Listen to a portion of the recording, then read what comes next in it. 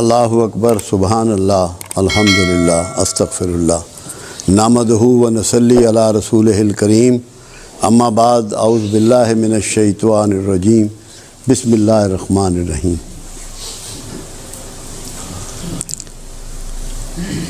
زکریا علیہ السلام کو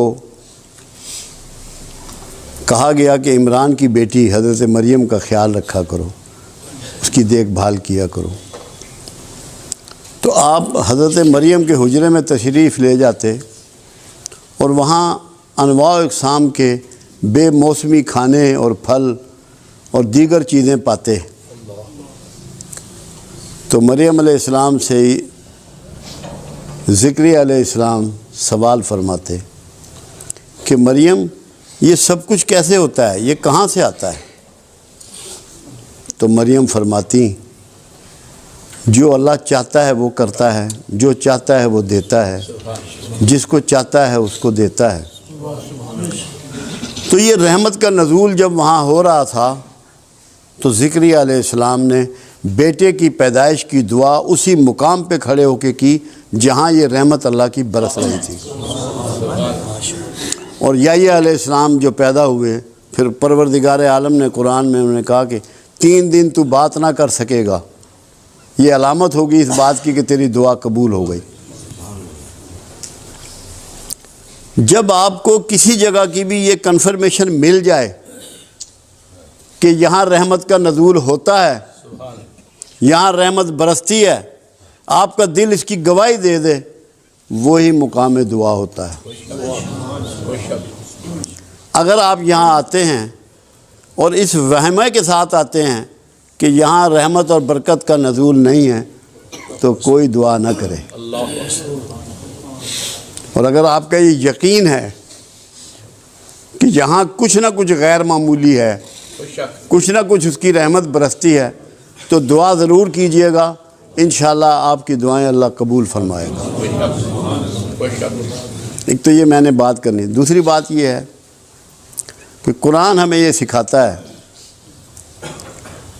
کہ کیا ہو گیا ان لوگوں کو کہ جو اپنی جانوں پر ظلم کر بیٹھے ہیں، کیوں نہیں میرے رسول کے پاس جاتے اور درخواست گزار ہوتے کہ ہمیں اللہ سے بخشش لے دو، اور رسول تمہارے لیے بخشش مانگے اور میں بخش دیتا۔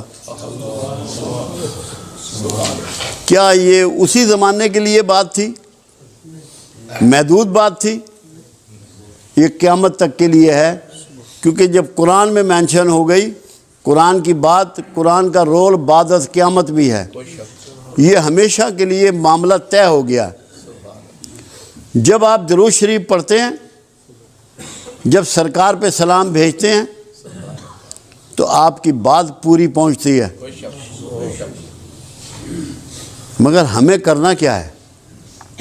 پہلے ہمیں اس بھید کو سمجھنا ہے۔ جو رسول اللہ پسند کرتے ہیں ہمیں اسے پسند کرنا ہے، جو رسول اللہ ناپسند کرتے ہیں ہمیں اسے ناپسند کرنا ہے۔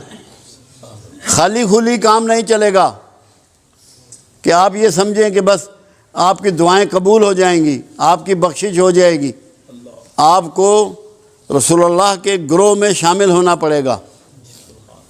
معافی لینے کے لیے کچھ طریقے آپ کو بدلنے پڑیں گے۔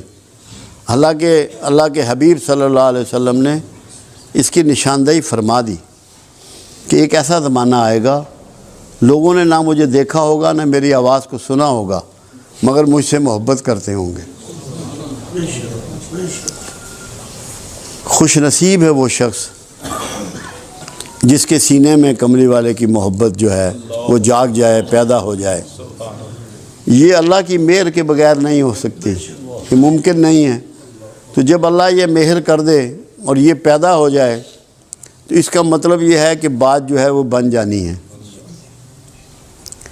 اب دیکھنا یہ ہے کہ ہم زیادہ وہ کام کرتے ہیں جو رسول اللہ کو پسند نہیں ہے۔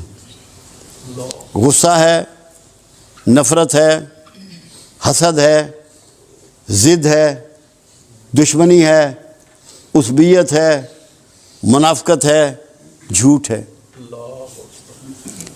کیا یہ چیزیں عمل میں لانے کے باوجود آپ سمجھتے ہیں کہ آپ کا رسول اللہ سے گہرا تعلق ہے، پیار کا تعلق ہے، محبت کا تعلق ہے یا اپنے آپ کو دھوکہ دے رہے ہیں؟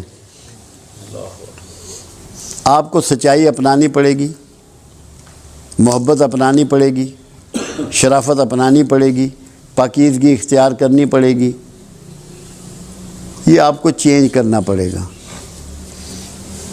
اب آپ دیکھیے کہ کچھ لوگ آپ کے پاس آئے اور انہوں نے کہا کہ رسول اللہ صلی اللہ علیہ وسلم، ہم جب آپ کے پاس آتے ہیں تو جو اصحاب صفہ آپ کے پاس بیٹھے ہوتے ہیں ان کی جوئیں ہمیں چڑھ جاتی ہیں، ان کی جوئیں ہمیں چڑھ جاتی ہیں، ہمارے لیے ملاقات کا ٹائم کچھ الگ کر دیجئے۔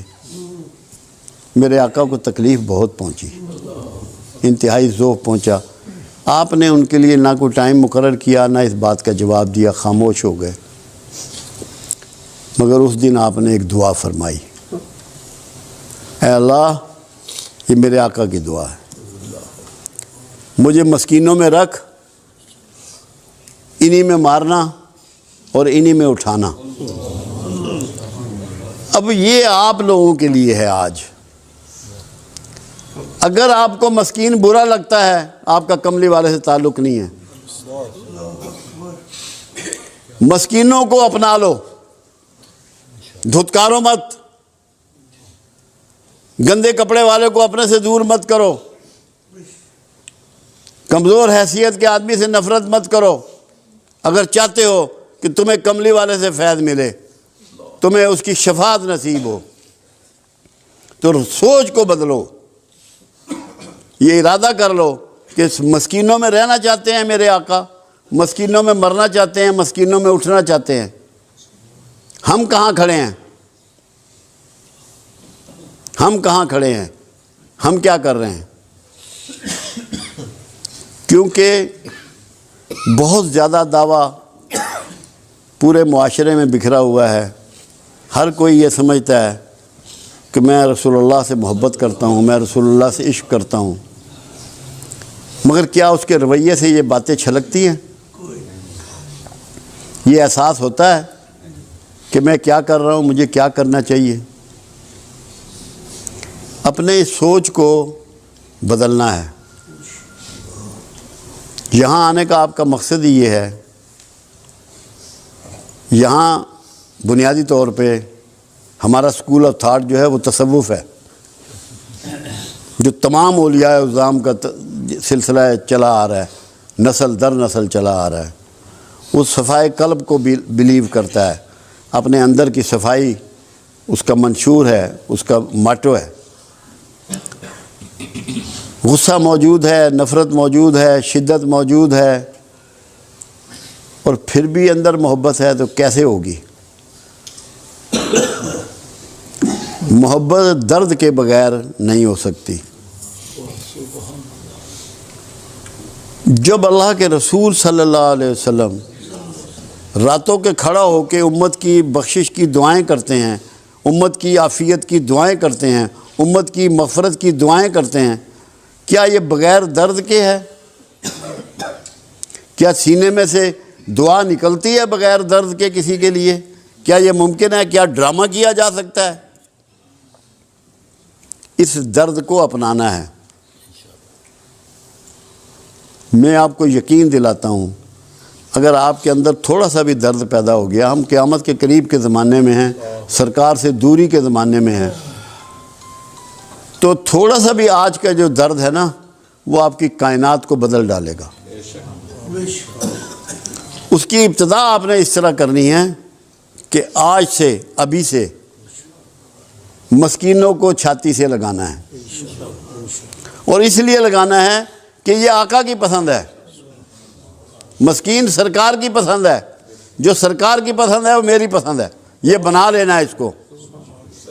اگر یہ بن گیا، باخدا آپ سب کامیاب ہو جاؤ گے۔ میں اللہ کو گواہ کر کے کہہ رہا ہوں کہ آپ کامیاب ہو جاؤ۔ میں یہی تڑپتا رہتا ہوں، یہی سوچتا رہتا ہوں، دن میں بھی یہی غور کرتا رہتا ہوں کہ کس طریقے سے، دیکھیں آج سے 40 سال پیچھے جائیں، 50 سال پیچھے جائیں، ہمارے پاس اسباب بہت کم تھے، کسی کے پاس اسباب نہیں تھے اتنے، ہم سب ایک جیسے حالات کے لوگ ہیں، مگر وقت کے ساتھ ساتھ اسباب بہت بڑھ گئے، مگر اخلاق بہت گر گیا، ہم گھاٹے کے سوداگر ہو گئے، ہم گھاٹے کے سوداگر ہو گئے، کیونکہ اخلاق ہم نے کھو دیا، سامان ہم نے پا لیا۔ اللہ کے رسول نے سامان کو دھتکار دیا، پیوند والے کپڑے پہنے، گانٹھ مار کے جوتے پہنے، فاقے کیے، پیٹ پہ پتھر باندھے۔ ہم سامان کے چکر میں سارے اخلاق اور ساری محبت کملی والے کی اس سے دور چلے گئے۔ ہم نے گھاٹے کا سودا کیا۔ سوچ کو بدلیں، سامان سے مرکز کو ہٹائیں، اس دل کو اور دماغ کو اخلاق کی طرف مائل کریں، جس میں درد ہو، انسانیت ہو، شرافت ہو، احساس ہو، کسی کی خدمت ہو، کسی کی سیوا ہو، دلجوئی ہو، دلداری ہو۔ یہ جب تک نہیں کریں گے، یہاں آنے کا مقصد، ان محفلوں کا مقصد پورا نہیں ہوگا۔ میں تو یہ چاہتا ہوں کہ میرے جو دوست یہاں آتے ہیں، میرے ساتھی جو یہاں آتے ہیں، یہ کسی کو نہ بتائیں کہ ہم کہاں جاتے ہیں، کوئی تعارف نہ کرائیں، ان کے رویے سے پتہ لگے کہ ان کا استاد کون ہے، ان کے چلنے سے پتہ لگے، ان کی بات کرنے سے پتہ لگے، ان کے کاروبار کرنے سے پتہ لگے، ان کی نوکری کرنے سے پتہ لگے کہ کہاں بیٹھتے ہیں یہ، کس کے پاس جاتے ہیں، کس سے سیکھتے ہیں۔ اگر یہ نہیں ہے تو میں بھی غلطی پہ ہوں اور آپ بھی غلطی پہ ہیں۔ چسکا نہیں لینا، بابا جی نے بڑی گال کی تھی، اس کا کوئی فائدہ نہیں۔ جو آپ کے سینے کو چیر دے، بات وہ ہے، اندر احساس پیدا ہو جائے، اندر جاگ جائے آپ کا، میں پتہ ہو تنہائی میں اسی لیے ظفر صاحب، آج میں ٹیلی فون پہ صبح بات ہو رہی تھی منڈی باؤلدین، کہنے لگے آپ نے جو فارمولہ دیا ہے اس پہ میں غور کرتا ہوں تو حیران رہ جاتا ہوں۔ میں نے تقوی کے لیے ان کو یہ سمجھایا تھا کہ تقوی وہ ہے، متقی وہ ہے جس کی تنہائی پاکیزہ ہے، جس کی تنہائی پاک ہے۔ اگر آپ کی تنہائیوں میں خیالات اچھے نہیں ہیں تو آپ متقی نہیں ہیں۔ تو یہ سمجھنے کی چیزیں ہیں۔ آج میرا دل تھا کہ جتنے دوست آئے ہیں، کوئی بندہ ہم میں سے ایسا نہ ہے جس کے کوئی جسمانی، کوئی نفسیاتی، کوئی معاشرتی، کوئی معاشی، کوئی روحانی مسائل نہ ہوں۔ ایک تو یہ ہم قیامت کے قریب کے زمانے میں ہیں، پھر دین سے بہت دوری ہے، قرآن سے بہت دوری ہے، اچھے لوگوں سے بڑی دوری ہے۔ وہ میاں محمد بخش کا شعر ہے نا، جس کپڑے پھول بدے ہون خوشبو آئے رومالوں۔ وہ سنگت کی بات ہے، پھول جس کپڑے میں بھی لپیٹ جائیں اس کپڑے میں بھی خوشبو بکھر جاتی ہے اور پھیل جاتی ہے۔ ایسے ہی کسی اللہ والے کے ساتھ تعلق جوڑنے سے یہ ہوتا ہے کہ اس کی خوشبو آپ کے سینے میں بس جاتی ہے، آپ میں کچھ نہ کچھ احساس پیدا ہو جاتا ہے، اللہ کا ڈر اور خوف اور کملی والے کی محبت اس میں بیٹھ جاتی ہے آپ کے سینے میں، آپ کے دل و دماغ میں۔ تو میں چاہ رہا تھا کہ میرے جتنے دوست آج آئے ہیں، کیونکہ ایک تو میرا یہ ایمان ہے اور میرا یہ یقین ہے کہ یہاں رحمت برستی ہے۔ کچھ مجھے ایسی احساس بھی تھا کہ جس نے جو دعا مانگنی ہے اپنی، جو اس کے دل میں ہے، جو اس کی آرزو ہے، اس کے معاملات ہیں، خرابی ہے، جو بھی ہے، اللہ کے لیے کوئی کام بڑا نہیں ہوتا۔ ہم یہ سمجھیں نا کہ یہ کام اللہ نہیں کر سکتا، اللہ کے لیے تو ہر کام چھوٹا ہے، ہمارے لیے چھوٹا یا بڑا ہو سکتا ہے۔ اللہ کے لیے کسی کام کی کیا ویلیو، اس نے تو کن کہنا اور کام ہو جانا ہے۔ اس کے لیے میرے ذہن میں آج یہ تھا کہ دعا کریں گے اکٹھے، اور جس جس کے دل میں جو جو آرزو ہے وہ اس کے لیے اپنی دعا مانگ لے گا۔ اس سے پہلے ایک بات بہت ضروری ہے، قرآن حکیم میں یہ بات سمجھائی گئی کہ مشرکین مکہ رسول اللہ صلی اللہ علیہ وسلم کو جب پکارتے تھے تو رانا کہتے تھے، رے عین نون الف، یعنی کہ چرواہا، چرواہا اللہ کے حبیب نے قرآن میں یہ بتایا کہ میرے رسول کو آئندہ سے رانا نہ کہو، اس کو کہو انظرنا۔ لوگوں نے اس کے معنی اور مطلب کو نہیں سمجھا۔ انظرنا کا مطلب ہے کہ آقا نظر کرم ادھر پھیریے، نظر کرم ادھر پھیریے۔ تو آپ نے دعا سے پہلے سب نے انظرنا پڑھنا ہے کہ ہم نے پہلے آقا کو متوجہ کرنا ہے اور پھر اللہ سے مانگنا ہے۔ بات سمجھ میں آئی یا نہیں آئی؟ پہلے پڑھنا ہے انظرنا کہ آقا ادھر نظر کرم پھیر دیجئے، پھر اپنی اپنی دعا جس نے بھی کرنی ہے وہ کر لینی ہے۔